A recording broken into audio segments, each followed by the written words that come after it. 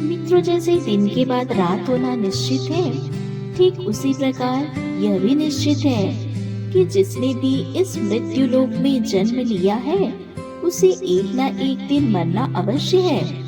अर्थात अगर पृथ्वी लोक पर कोई सबसे बड़ा सत्य है, वह है प्राणी की मृत्यु। फिर भी कुछ लोग ऐसे होते हैं जो इस सच्चाई को स्वीकार नहीं करना चाहते। और आप सभी ने देखा होगा कि हिंदू धर्म में मृत्यु के बाद शव को जलाया जाता है। साथ ही आपने यह भी देखा होगा कि अगर किसी की मृत्यु सूर्यास्त के बाद होती है, तो उनका दाह संस्कार अगले दिन किया जाता है, रात को नहीं।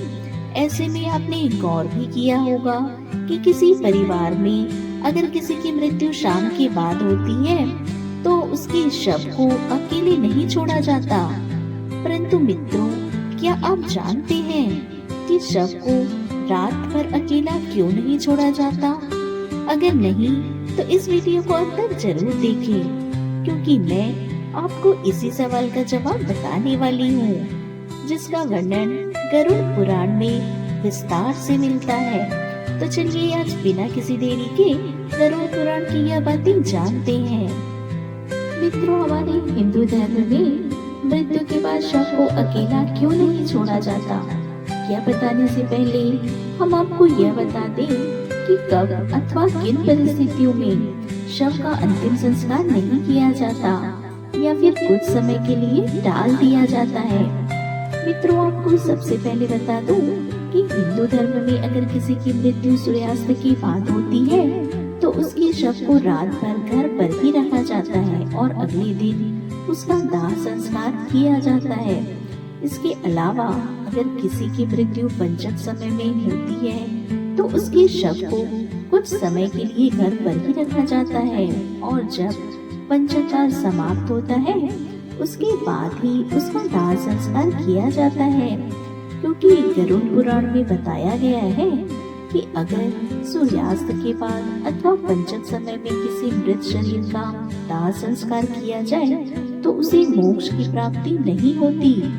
इसलिए अगर कोई रात में मर जाए, तो ऐसी स्थिति में लाश को लेकर शमशान घाट नहीं जाते और लाश को घर पर ही रखा जाता है।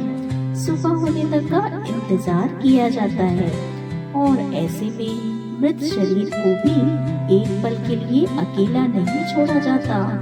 कोई न कोई व्यक्ति हमेशा रखवाली के लिए वहाँ मौजूद रहता है। और मृत शरीर को अकेला नहीं छोड़ने का सबसे बड़ा कारण है कि अगर अकेला छोड़ दिया जाए, तो हो सकता है कि कुत्ते बिल्ली जैसे जानवर उसे नोच खाएं। और गरुड़ पुराण की माने तो ऐसे में मृत आत्मा को भी यमलोक के मार्ग में ऐसे ही यातनाएं सहनी पड़ती हैं। साथ ही ऐसा भी माना जाता है कि अगर शव को अकेला छोड़ दिया जाए, तो गंध आने लगती है और ऐसे में यह जरूरी हो जाता है कि वहाँ कोई न कोई व्यक्ति बैठा रहे और धूप या अगरबत्ती शव के चारों तरफ जलता रहे, ताकि उससे आने वाली दुर्गंध चारों ओर फैले।